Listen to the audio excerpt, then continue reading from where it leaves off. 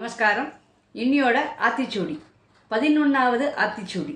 ஔவை பாட்டிக்கு ஒரு நமஸ்காரம். ஐ லவ் யூ ஔவை பாட்டி. ஓதுவது ஒழியேல். அழகான ப்ரோவர்பு. ரெண்டு வார்த்தைகளில் ரொம்ப அழகாக முடிச்சுட்டா. எவ்வளோ பெரிய கருத்து இருக்குது தெரியுமா இதில் என்ன சொல்கிறா அப்படின்னா, நம்ம ஒவ்வொருத்தரும் நூல்களை நம்ம நண்பனாக்கணும், அந்த பழகணும். ஸோ அப்போ அந்த நல்ல நல்ல நூல்களை நம்ம படிக்கக்கூடிய அந்த புக்கு படிக்கணும் அப்படிங்கிற அந்த கோட்பாடு வரணும். ஸோ இந்த புக்கு படிக்கிறதுனால என்ன ஆறுது அப்படின்னா, பலவிதமான கருத்துக்கள் நமக்கு வருது.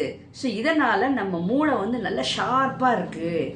ஓகே, இன்னைக்கு இல்லைனாலும் நாளைக்கு கண்டிப்பாக அதில் இருக்கக்கூடிய கருத்து நம்ம லைஃப் டைமில் என்னைக்காவது அது உபயோகிக்கலாம்.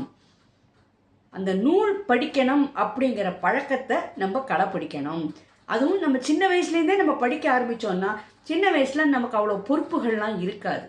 ஏன்னா மற்ற எல்லா வேலைகள்லாம் வீட்டில் இருக்கிறவா எல்லாம் பண்ணிடுவா. ஸோ நம்மளோட வேலை என்ன? வெறும் படிக்கிற வேலை தான். படிக்கணும், விளையாடணும், சாப்பிட்ணும், தூங்கணும். இதுதான், வேறு ஒரு விதமான பொறுப்பு ஒன்றும் கிடையாது. ஸோ ஹோம்ஒர்க் எழுதணுமே அப்படிலாம் கிடையாது. ஸோ அந்த வயசுலேயே நம்ம இந்த புக்கை நண்பனாக ஆக்கிட்டோம் அப்படின்னா, நம்ம வளர வளர கண்டிப்பாக இதோட கருத்துக்கள்லாம் உபயோகிக்கக்கூடிய டைம் கண்டிப்பாக நமக்கு வரும். ஸோ அந்த சின்ன வயசுலேருந்தே அது அழகாக ஆழமாக உள்ள பதிஞ்சிடும். இதுக்கு ஒரு சின்ன கதை சொல்லணும். கதைன்னு இல்லை, ஒரு சந்தர்ப்பம், ஒரு சூழ்நிலை, ப்ரெசன்ஸ் ஆஃப் மைண்ட். எப்படி அப்படின்னு கேட்டேன்னா, ஒரு ட்ராவல் ஒரு காரில் எல்லாரும் போயிட்டு இருந்தாங்கன்னா மலை பக்கத்தில் ஃபேமிலியாக போயிட்டே இருக்கும்போது என்ன அப்படின்னு கேட்டேன்னா, ஒரு ஒரு ஒரு இது மாதிரி வெஸ்டர்ன் காட்ஸ் மாதிரி ஒரு இதில் பார்த்தேன்னா, திடீர்னு மழை பெய்யுறது, பின்னாடி வண்டிகள்லாம் வந்துட்டே இருக்குது. அந்த இடத்துல ஒரு யானையும் வந்துடுறது.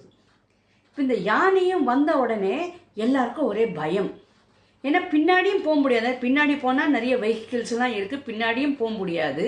அதே சமயத்தில் நம்மளை காப்பாற்றிக்கணும், என்ன பண்ணுறதுன்னு எல்லாருக்கும் பயம்.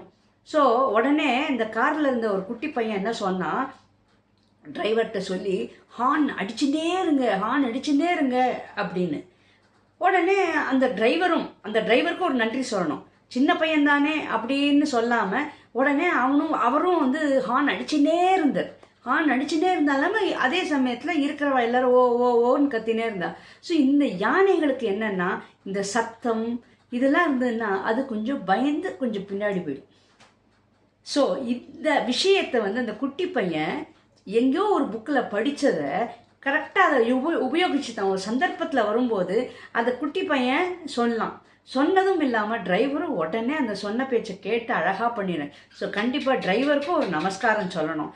ஏன்னா சின்ன பையன் தானே, உனக்கு என்னப்பா தெரியும் அப்படின்னு சொல்லாமல் அவன் சொன்ன விஷயத்தை சொல்லி எல்லாரும் காப்பாற்றினா, பின்னாடி வந்த வெஹிக்கிளும் நல்லபடியாக எல்லாரும் ஃப்ரீயாக போனான். ஸோ கண்டிப்பாக புக்கில் இருக்கக்கூடிய விஷயங்கள் கண்டிப்பாக நம்ம வாழ்நாளில் அது யூஸ் ஆகும். ஸோ அதுக்கு நம்ம முதல்லேருந்தே நம்ம எல்லா புக்கு இந்த மாதிரிலாம் இன்ஃபர்மேஷன்லாம் நம்ம படித்தோம் அப்படின்னா, அந்த பழக்கத்தை கொண்டு வந்தோம் அப்படின்னா, கண்டிப்பாக நம்ம வாழ்க்கையில் நம்ம என்றைக்கும் நம்ம தோல்வியே கிடையாது அப்படின்னு ஔவை பாட்டி ரொம்ப அழகாக சொல்லியிருக்கா. சப்ஸ்கிரைப் பண்ணாதவா சப்ஸ்கிரைப் பண்ணுங்க, லைக் பட்டன் ப்ரெஸ் பண்ணாதவா பண்ணுங்க, கமெண்ட் அடிக்காதவா கமெண்ட் அடிங்கோ. And if you find my message is informative, try to share among your contacts. Bye.